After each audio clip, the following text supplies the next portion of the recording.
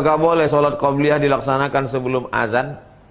Sholat qabliyah itu dilaksanakan setelah masuk waktu. Apa tanda masuk waktu? Bukan azan. Azan itu memberitahu bahwa waktu sudah masuk. Lalu masuk waktu itu tandanya apa? Tengok matahari. Kalau subuh, tengok fajar shadiq. Fajar kazib belum masuk. Fajar shadiq baru masuk. Setelah nampak fajar shadiq, baru azan. Allahu Akbar, Allahu Akbar, baru qabliyah. Fungsi azan itu dua. Yang pertama, ngasih tahu masuk waktu. Yang kedua, mengajak orang sholat berjamaah. Tidak ada sholat qabliyah sebelum masuk waktu. Makanya nanti kalau di masjid itu azannya 2 kali, tengok dulu. Misalnya nanti pergi ke Jakarta, masuk ke dalam masjid yang azannya 2 kali. Azan subuh. Azan pertama belum masuk waktu, qabliyah dia. Tugas misalnya dari Riau ke Jakarta, tengok dulu. Ketik di Google tuh azan waktu Jakarta, waktu sholat Jakarta. Tengok. Setelah masuk waktu baru qabliyah. Begitu juga dengan sholat Jumat. Ada masjid itu azan pertamanya, azan ini 2 kali. Azan pertamanya belum masuk waktu. Contoh Masjid Islamic Center Bangkinang. Itu azan pertamanya itu belum masuk waktu. 15-10 menit sebelum masuk zuhur azan. Lalu banyak orang qabliyah. Mana sah qabliyah Jumat? Qabliyah Jumat itu setelah masuk waktu. Coba tulis di Google sekarang, waktu sholat Pekanbaru. Waktu sholat Pekanbaru. Waktu sholat Pekanbaru zuhur 12.26. Azan orang jam 12.10. Qabliyah tak sah. 12.26 azan, baru qabliyah Jumat. Begitu Pak Dimas. 2 Pak Alek. Assalamualaikum Ustaz. Waalaikumsalam warahmatullahi wabarakatuh. Jika ada anak lahir di luar nikah dinasabkan kepada ibunya, di Indonesia tak bisa. Di luar negeri, di tempat lain mungkin bisa. Di Indonesia, bin itu di akte kelahiran nama bapaknya. Lalu apa hukumnya jika kita mengurus dokumen di instansi pemerintahan mengharuskan nasab ke bapaknya? Undang-undang itu mesti dirubah. Maka saya sampaikan ke DPR, Kabupaten, Kota, DPR RI, supaya dibuatkan untuk orang Islam, Kementerian Agama, supaya boleh menisbatkan kepada emak. Karena banyak sekarang orang yang ayahnya tak jelas. Karena kalau tidak nanti umatnya akan bohong terus. Ijazah SD bohong, akte kelahiran bohong, ijazah SMP bohong, ijazah S1 bohong, S2 bohong, S3 bohong, batu nisan pun bohong. Ngasih tahu ke ustaz mau tahlil pun bohong. Bapaknya tak jelas. Siapa tu bapak yang tak jelas? Ibu hamil. Hamil nikah, lahir anak. Itu tak boleh bin si bapak itu. Itu bukan anak dia. Jadi siapa binnya? Bin maknya. Kalau nama maknya Sinyorita, buatlah Salome bin Sinyorita. Tak boleh pakai bin bapak.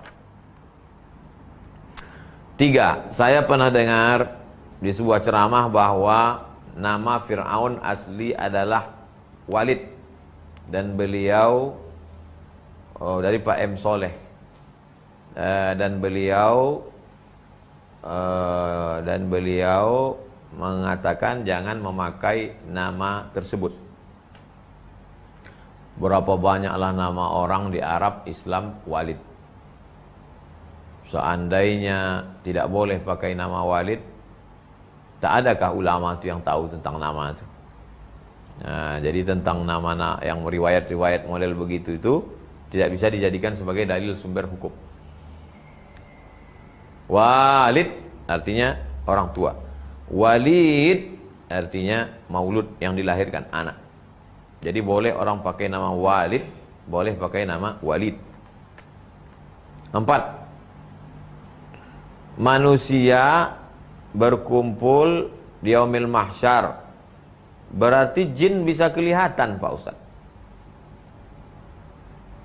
Manusia dan jin berkumpul di yaumil mahsyar. Berarti jin bisa kelihatan, Pak Ustaz.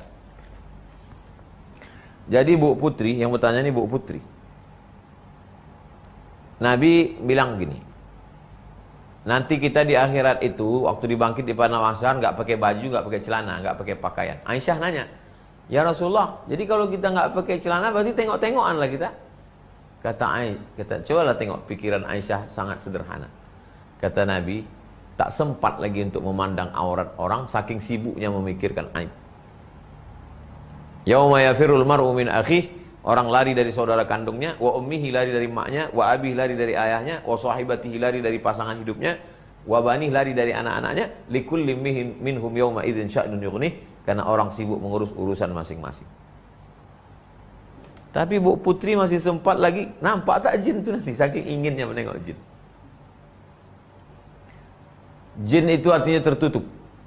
Makanya semua asal kata jin tertutup. Janin itu diambil dari kata jin.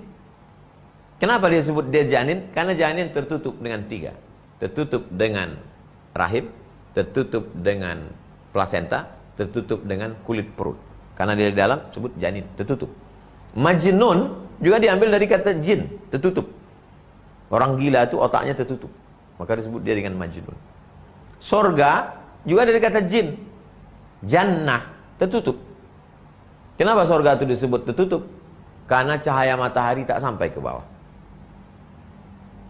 Pokok kayu yang daun-daunnya sehingga cahaya matahari tak sampai ke bawah, maka disebut taman itu jannah, tajri min tahtihal anhar. Pokok kayu yang sangat subur sehingga daun-daunnya sambung menyambung sampai tak sampai cahaya matahari ke bawah, mengalir sungai-sungai. Bayangan yang sama indah, semacam kebun raya Bogor, semacam puncak. Lalu kemudian apakah selamanya dia akan tertutup? Tidak. Ada yang dibukakan Allah SWT. Ada riwayat beberapa sahabat melihat jin. Contohnya siapa? Abu Hurairah. Asbabun nuzul cerita tentang ayat kursi. Abu Hurairah ditugaskan menjaga Baitul Mal. Lalu kemudian datang pencuri. Tapi yang dicurinya tak sampai 1/4 dinar. 1 dinar 4,25 gram emas. Orang baru dipotong tangannya kalau dia mencuri 1/4 dinar. 4,25 gram berarti 4.250.000. Jadi kalau ada orang mencuri di bawah 1/4 dinar, tak dipotong tangannya. Kebetulan yang pencuri ini mencuri hanya beberapa tumpuk kurma. Ditangkap sama Abu Hurairah. Kata dia, janganlah bawa aku ke Nabi, ya hai Abu Hurairah. Ini yang kucuri ini tak banyak, anakku pun kelaparan di rumah. Kalau kau baca ini, ku ajarkan engkau. Kalau kau baca ini, insya Allah setan-setan tak mengganggu. Dilepaskan Abu Hurairah karena kasihan. Habis itu dia lapor ke Nabi, ya Rasulullah, tadi malam aku menangkap pencuri kurma. Karena sedikit, lepaskan. Boleh jadi diganti oleh Abu Hurairah dengan milik dia. Lalu kemudian setelah itu, ya Rasulullah, kata dia, kalau ku baca ayat kursi ini, tak ada yang menggangguku. Itu adalah makhluk yang pendusta, wahai Abu Hurairah. Tapi sekali inilah dia bohong. Seumur hidupnya, sekali ini dia bohong. Siapa itu Rasulullah? Itulah setan, jin. Jin mengajarkan, kalau kau baca ayat kursi, kau tak diganggu. Artinya apa? Abu Hurairah melihat saat itu. Ya, jadi bahwa nanti kita akan melihat segala makhluk, ya Allah Subhanahu Wa Taala Maha Kuasa. Tapi bagaimana hidup di akhirat itu? Mala a'yunun ra'at, tidak pernah ditengok mata, wala uzunun sami'at, tidak pernah didengar telinga, wala khatara ala qalbi bashar, tidak pernah terlintas di hati manusia. Tapi yang jelas bahwa manusia dan jin masuk surga. Mana dalilnya? Anna minnal muslimuna wa minnal qasitun. Kami dari kalangan jin, surat Al-Jin juz 29. Kami dari kalangan jin ini ada yang jin Islam, ada yang jin kafir. Yang jin Islam itu taharra rasyada, selalu mencari kebenaran. Yang jin kafir itu kanu li jahannama hatoba, mereka jadi bahan bakarnya api neraka. Itu dalil bahwa jin masuk neraka. Kalau ada jin yang masuk neraka, berarti ada juga yang jin masuk surga. Siapa itu? Taharraw rasyada, selalu mencari jalan kebenaran. Termasuk menzalimi diri sendiri dan orang lain. Wad'u syai'i fi ghairi mahallihi, meletakkan sesuatu tidak pada tempatnya. Yang kedua, at-tasarruf fi milkil ghair. 2 kena pasal. Pasal pertama, meletakkan sesuatu tidak pada tempatnya. Mestinya duit itu bisa dipakai untuk beli beras fakir miskin, storkan ke yayasan tabung wakaf umat, 25.000 bisa kau memberikan santunan. Yang kedua, dia sudah melanggar batasan-batasan. Karena perokok pasif itu lebih banyak dapat mudaratnya. Jadi dia termasuk orang zalim. 2, Pak Abdus Salam.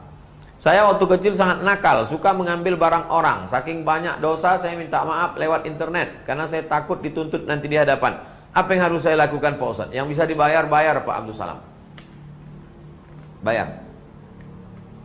Yang dalam bentuk materi, bayar. Yang bisa dimaafkan, datang. Nanti Idul Fitri mau Ramadan, tanpa menunggu Ramadan, minta maaf, minta ampun. Apa yang sudah Bapak lakukan sudah bagus.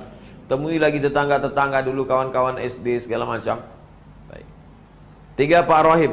Saya menikah 1 tahun yang lalu. Istri saya selalu menuntut saya membersamainya. Saya kerja dibatasi, saya berteman dibatasi, bahkan dia marah ketika saya jenguk dan bantu orang tua saya di kampung. Apakah istri saya ini zalim, Ustaz? Dia tak zalim, bapak aja penakut. Apa yang harus saya sampaikan ke istri saya, Pak Ustaz? Suruh dia ngaji. Suruh dia ikut pengajian ibu-ibu di surau, di musola habis asar. Pesankan ke Ustaz pengajian tentang hak-hak suami istri. Mungkin bapak tak berani menyampaikannya, nanti Ustaz menyampaikan dia. La kuntu amiran ahadan ayyasjuda ala ahadin. Seandainya aku memerintahkan manusia boleh sujud manusia kepada manusia, pastilah ku perintahkan kau para istri sujud kepada suami. Ini Bapak Rohim ini insya Allah baik, taat. Kenapa pula dia bisa dibatasi begini? Tersiksa dia. Ini Pak Rohim ini kalau terus begini nanti matinya tidak kena azab kubur nih, saking sudah kena azabnya di dunia. 4, Pak Saripudin. Saya seorang maklar. Dikala saya menjual barang berupa properti, tanah atau kendaraan, saya menyampaikan harga kepada pembeli selalu di atas harga dari yang disampaikan penjual. Apakah saya termasuk zalim, Pak Ustadz? Bapak namanya simsar. Ada itu dalam bab fikih samsarah, yaitu maklar. Jasanya Bapak adalah menjual jasa. Jadi Bapak menghubungkan antara penjual dengan pembeli. Ini penjual, ini pembeli. Penjual nggak ketemu dengan pembeli. Bapak hanya menghubungkan, nanti Bapak diberikan jasa. Tapi Bapak tidak boleh tipu di sana. Kalau tipu maka hasilnya haram. Nah, jadi uang jasa menghubungkan ini halal. Tapi kalau Bapak ada unsur tipu di sana, maka dia menjadi haram. Hati-hati dengan keberkahan rezeki. Tak ada gunanya banyak. Kita tak lama hidup di dunia ini, Pak. Kita akan mati juga menghadap Allah. Carilah duit banyak-banyak untuk bangun sekolah tahfiz. Cari duit banyak-banyak untuk bagi beras. Cari duit banyak-banyak untuk wakaf infak sedekah. Tapi duit yang halal. Duit halal, duit haram tidak bisa menolong di hadapan Allah. Itulah kaji kita pada malam hari ini. Mudah-mudahan bermanfaat. Terima kasih atas segala perhatian. Mohon maaf atas segala kesilapan dan kekhilafan.